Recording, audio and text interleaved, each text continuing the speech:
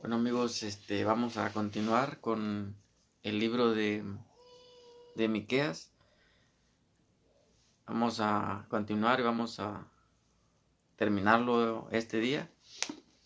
Espero que ustedes entiendan cómo va todo esto. Después creo que viene videos aclarando más o menos lo que es el lobo rapaz. Viene el video del lobo rapaz. Y después del video del lobo rapaz viene un poco de Apocalipsis. De ahí vamos a creo que a regresar a Génesis otra vez. Y de esa manera vamos a, vamos a continuar con... o si viene también el video de la serpiente. Cuando Moisés hizo una serpiente de bronce. Y cualquiera que miraba a la serpiente sanaba del veneno de las serpientes que mordían. También viene eso. Viene Acab y Jezabel. Esos videos vienen, me estoy adelantando más o menos lo que viene, pero creo que el siguiente va a ser lo de Lobo Rapaz. Y viene Acab y Jezabel, va a estar bueno ese video porque he estado ya preparándome para eso. Y voy a meterlo al Nuevo Testamento para que todo más o menos quede, más o menos va a quedar, ustedes van a quedar como si será verdad o no, pero todo va a estar escrito aquí. Y luego vamos a ir a lo que es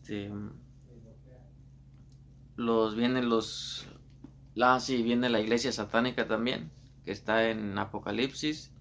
Se va a poner bueno, todos estos videos van a ser muy buenos, muy edificativos.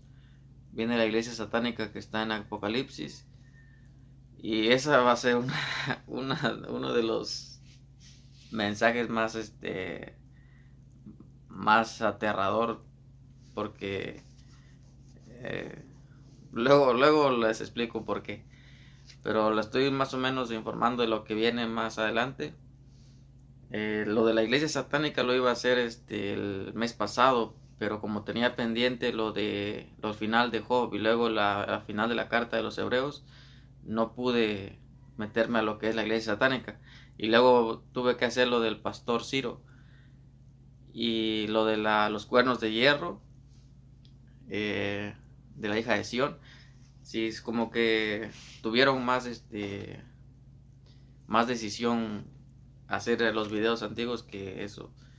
Pero más adelante vienen videos muy buenos. Vamos a empezar vamos a terminar el libro de Miqueas. Dice el capítulo 6, versos 3, dice: Pueblo mío, ¿qué te he hecho? ¿O en qué te he molestado? Responde contra mí. Y el 4 dice: Porque yo te hice subir de la tierra de Egipto y de la casa de servidumbre, te redimí y envié delante de ti a Moisés, a Aarón y a María. Vamos a también tocar el 5, que es: Pueblo mío, acuérdate ahora que aconsejó Balac, rey de Moab, y que le respondió Balaam, hijo de Beor, desde Sittim hasta Gilgal, para que conozcas las justicias de Jehová. Luego nos brincamos a lo que es el 7:5 dice: No creáis en amigo ni confiéis en príncipe de la que duerme a tu lado, cuídate, no abras tu boca. Vamos a terminar hasta el 7 es del 5 al 7.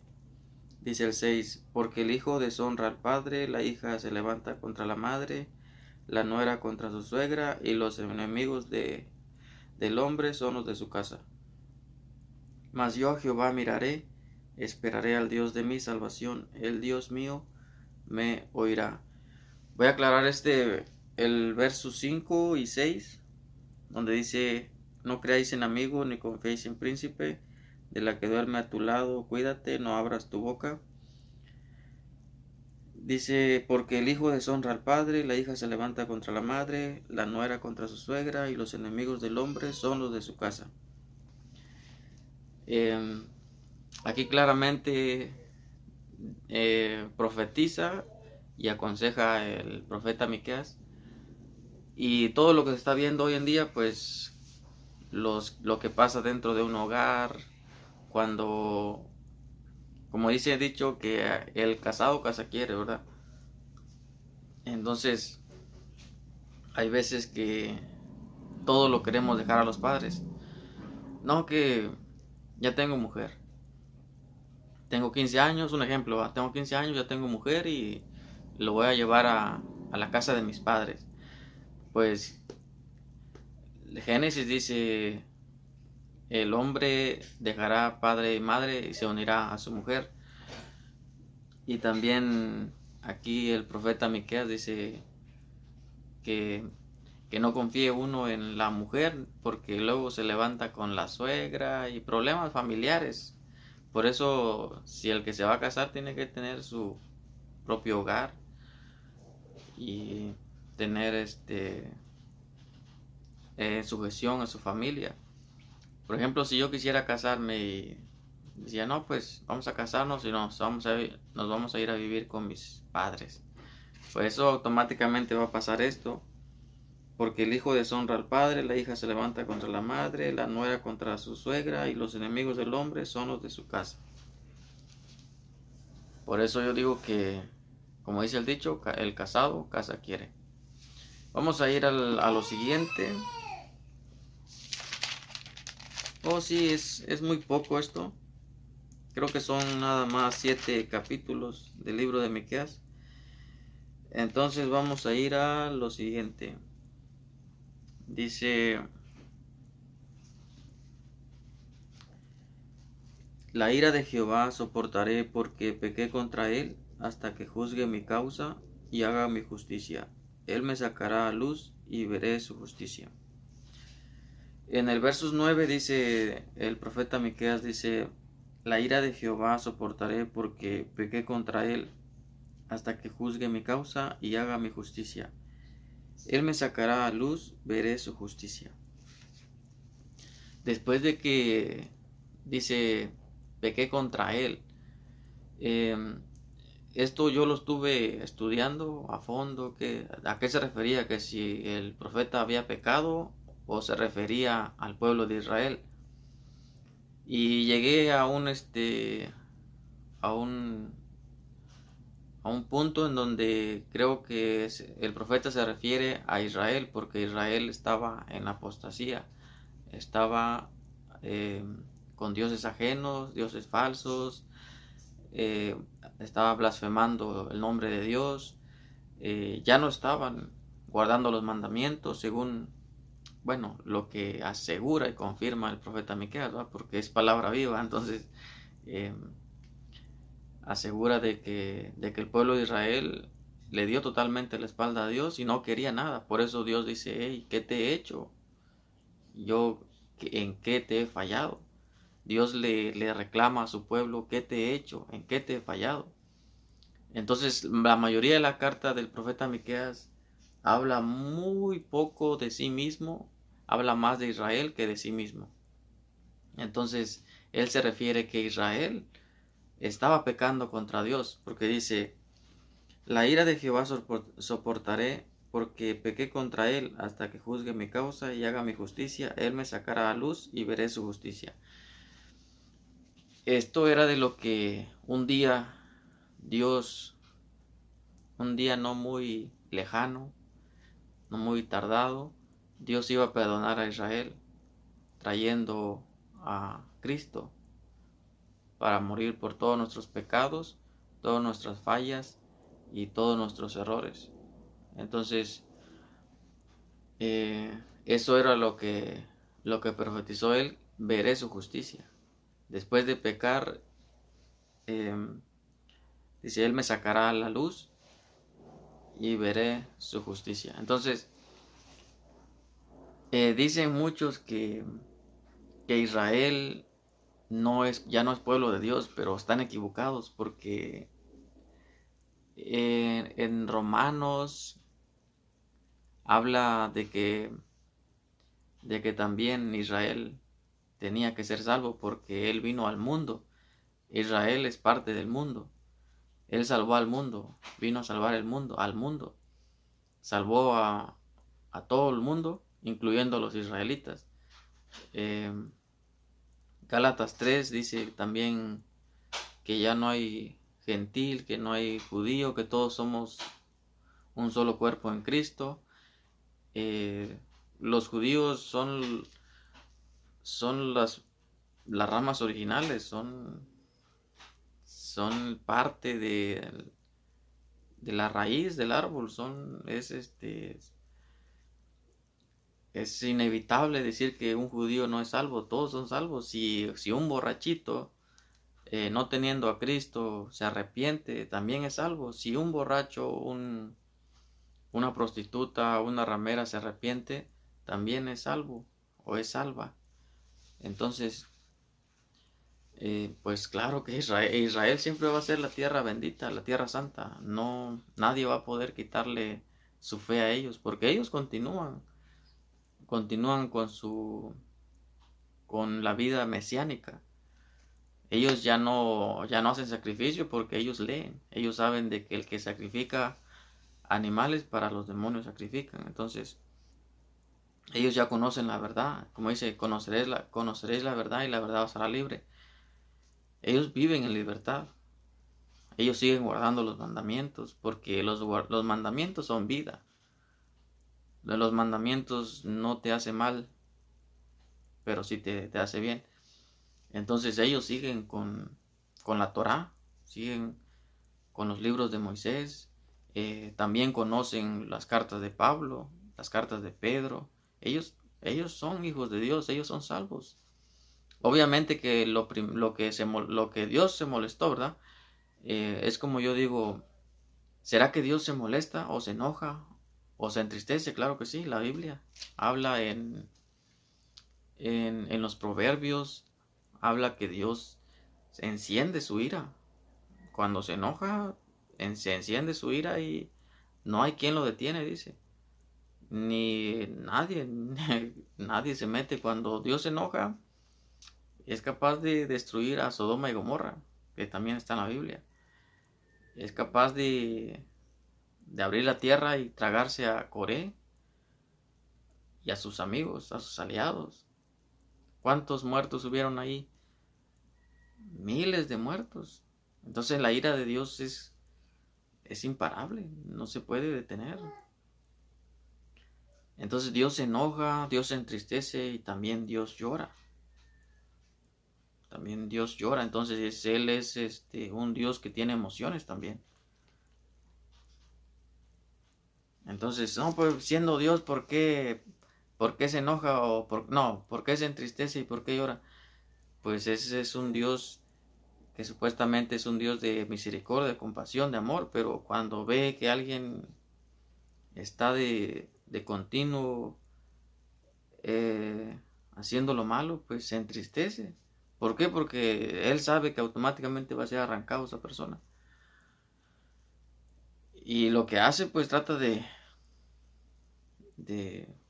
tratarlo de guiar que se arrepienta, si no, pues los arranca. Porque árbol que no da frutos será arrancado y echado al fuego. ¿Y qué pasó con la higuera que no le dio frutos cuando Jesús quiso agarrar un poco de higos, pero miró que el árbol era estéril? No había higos en ese árbol. Entonces, ¿qué hizo Jesús? Maldijo a la higuera. Porque tenía hambre, dice. Dios tenía hambre, quiso comer de un árbol de higos, de una higuera, pero vio que el árbol no tenía frutos, entonces lo maldijo, dice. Y al siguiente día pasaron por ahí los apóstoles y miraron que el árbol ya estaba seco, ya estaba muerto. No tardó mucho, fueron 15 horas para que el árbol se secara. Quizás fue instantáneo, no sabemos, pero yo creo que pasaron horas, a las 10, 12 horas, el árbol se secó. Porque al siguiente día pasaron los apóstoles ahí a ver la higuera. No pasaron a ver la higuera, sino que pasaron cerca y ya la higuera estaba seca. Entonces Jesús maldice la higuera, es el título de ahí. Entonces sabemos de que Dios se enoja, claro que se enoja, se entristece, se enciende su ira, y su ira dice que es como fuego consumidor, que consume el fierro, consume la tierra, el fuego, el agua. Es un fuego consumidor que nadie lo puede apagar. Consume hasta los demonios, que el Señor reprenda. Todo lo consume. Él, si quiere, él se queda sin tierra, sin infierno, sin nada, lo destruye a todos. Pero como Él dice que se compadece, porque sabe de que somos polvo, entonces por eso tiene misericordia de nosotros. Pero Él ya tiene condenado a los que se rebelaron contra Él. En Apocalipsis dice que ellos van a ser atormentados día y noche, van a ser castigados eternamente, para siempre. Entonces, claro que se enoja. Entonces vamos a ir al final de esto. Dice Miqueas 7, 18, 19 y 20. Dice: ¿Qué Dios como tú, que perdona la maldad y olvida el pecado del remanente de su heredad, no retuvo para siempre su enojo, porque se deleita en misericordia? Él volverá a tener misericordia de nosotros, sepultará nuestras iniquidades y echará en lo profundo del mar todos nuestros pecados. Voy a finalizar esto y luego vamos a ir al 19. Dice el 20, dice: cumplirás la verdad a Jacob y a Abraham la misericordia que juraste a nuestros padres desde tiempos antiguos.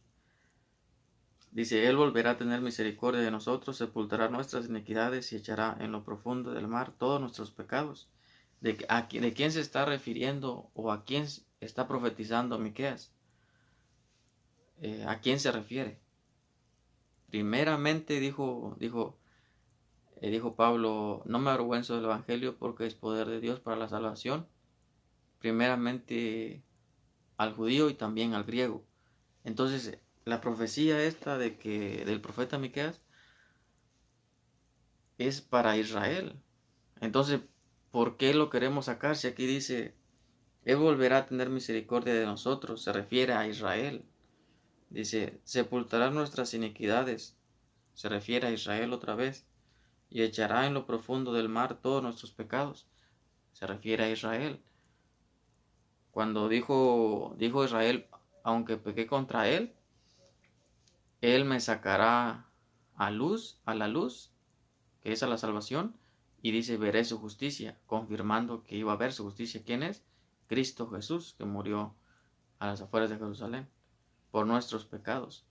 No solamente para nosotros los gentiles, sino que para todos los israelitas también. Entonces, ¿por qué muchos pastores hoy en día que son de la gracia, igual que nosotros, son pastores, ¿va? Obviamente? Porque los de la antigüedad eran llamados sacerdotes, y pocos eran llamados pastores también, pero más eran sacerdote de Jehová. Entonces, ¿por qué muchos pastores hoy en día quieren sacar a los israelitas como si fueran un trapo inmundo? Cuando Dios vino, Él mismo dice en San Juan 1, a los suyos vino, pero los suyos no le recibieron. Y a los que le recibieron, les ha dado la potestad de ser hijos de Dios. Pero está confirmando la palabra que a los suyos vino. ¿Quiénes son? Los judíos, los israelitas. Ahí no está diciendo que vino para salvar a los gentiles o vino para salvar a todo el mundo. Después lo dice, ¿no? Pero él dice a los suyos. A los suyos, ¿quiénes son? Los judíos, los israelitas. A los suyos vino. Pero obviamente los suyos pecaron contra Dios. ¿Por qué? Porque no lo recibieron. Pero ¿quién perdonó el pecado de los judíos al blasfemar contra Cristo o al no recibir a Cristo? El mismo Cristo, cuando murió, cuando le dijo en la cruz: Padre mío, Padre, perdona sus pecados, porque no saben lo que hacen. Se refería a los judíos, a los israelitas. porque estaba ya el sacrificio, ya Cristo estaba ya sacrificado en la cruz, cuando dijo, Dios mío, perdona sus pecados porque no saben lo que hacen. Perdónalos porque no saben lo que hacen. Entonces ahí ya venía el perdón a los israelitas, a los que lo crucificaron, los llevaron al sacrificio. Entonces, al morir Cristo, perdonó primeramente ¿a quién? A los israelitas, a los judíos. Y luego ¿a quién perdonó? Me perdonó a mí también, al gentil. Entonces, primero perdonó con la sangre derramada en tierra, perdonó primero a los judíos, a los israelitas, y luego nos perdonó a todo el mundo. De tal manera amó Dios al mundo que dio a su Hijo primogénito, y todo aquel que en él cree no se pierda, mas tenga vida eterna. Porque no envió Dios a su Hijo para condenar al mundo, sino que para que el mundo sea salvo por él. Entonces, al derramar la sangre en la tierra, a las afueras de Jerusalén, ya Cristo falleció, ¿no?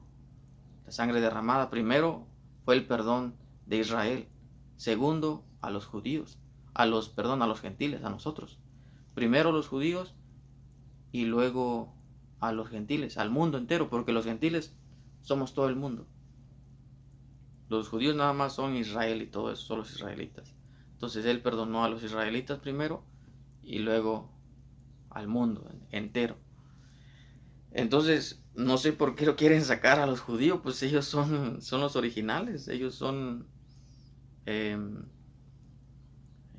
la iglesia de Cristo, porque Pedro era judío cuando dijo, Pedro, de cierto te digo a ti, que de esta roca edificaré mi iglesia. ¿Quién era Pedro? Un judío, un israelita.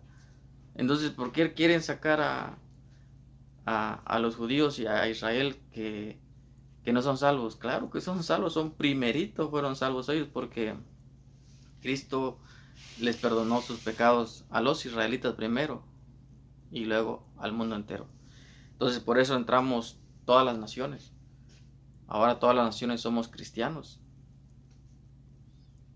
Israelita pues es la tierra santa. Desde Génesis viene que Israel iba a ser bendito para siempre, eternamente para siempre.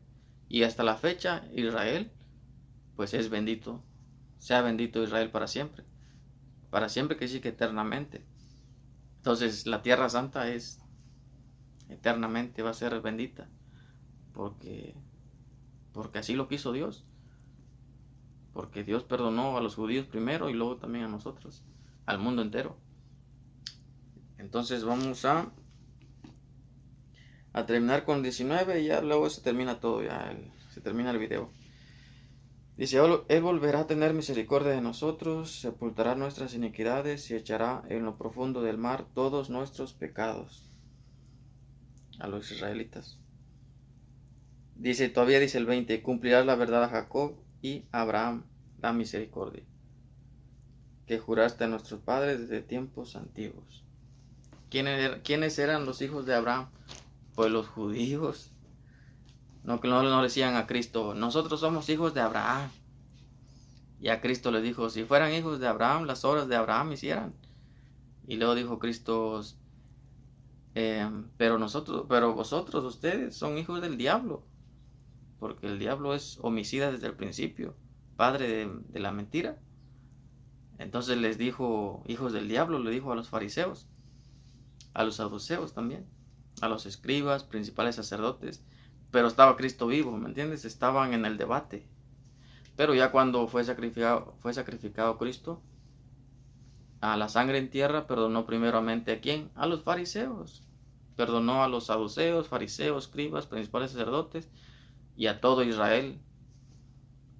Perdonó Cristo. Hasta les dijo, Padre, perdónalos porque no saben lo que hacen.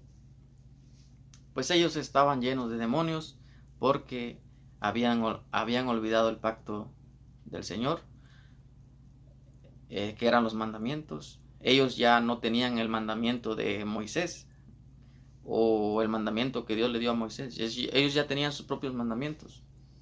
Tenían mandamientos de hombre, mandamientos nuevos como para el diezmo, las ofrendas, las viudas. Ellos ya no tocaban los mandamientos de Moisés. Ellos tenían sus propios mandamientos, por eso ellos estaban endemoniados. Todos los israelitas estaban endemoniados.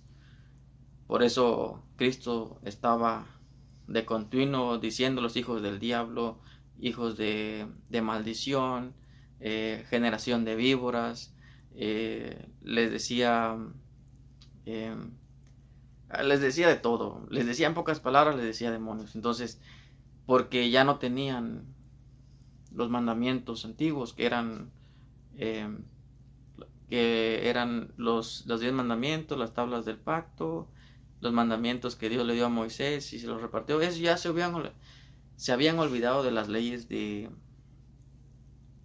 Señor, las leyes de Dios. Entonces por eso Cristo vino, bajó, los liberó, porque dice, conocerá la verdad y la verdad os hará libre. Entonces automáticamente Cristo libertó a todo el mundo.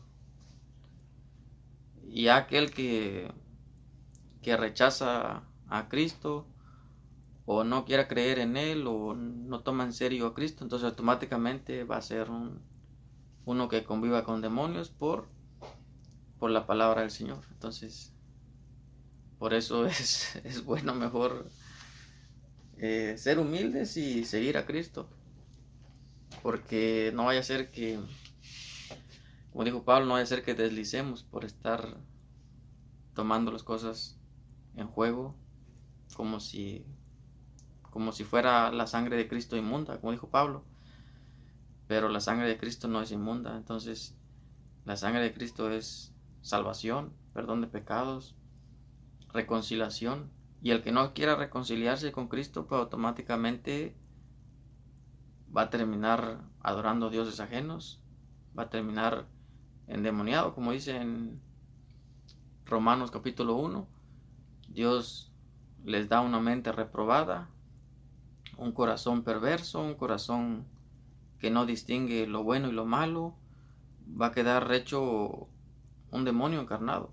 Ahí está en Romanos capítulo 1. Está eso que son llamados hijos de desobediencia. Entonces automáticamente yo no quisiera ser uno de ellos, ¿va? Porque yo prefiero ser humilde y decir, esforzarme en ser un cristiano de verdad. Entonces todo está escrito en la Biblia. Ahí está en Romanos 1, si quieren ver los demonios encarnados. Ahorita ya no estaban, los demonios en la antigüedad usaban a la gente. Ahorita ya Cristo mismo, el Dios Todopoderoso, les dio permiso para habitar en cuerpos humanos porque se rebelaron contra la verdad. Entonces automáticamente ya los demonios ya no son invisibles, ya están con carne y hueso. Entonces está duro la cosa, es algo que... Pero todo eso es para los hijos de desobediencia, para los que pisotean la sangre de Cristo, para los que no toman en serio las cosas de Dios, para los profanos. Para ellos es todo eso. Romanos capítulo 1, ahí está, los demonios encarnados. Y pues es todo por hoy. Espero que lean eso que les digo para que ustedes también aprendan y tengan ese conocimiento y así sean humildes y pórtense bien, porque ese es el nuevo sacrificio, es hacer el bien, ayuda mutua, cantarle alabanza al Señor, a Dios. Ese es el nuevo sacrificio, que dice que de tales cosas se agrada a Dios. Entonces, pues hay que hacer el bien entonces. Hasta luego.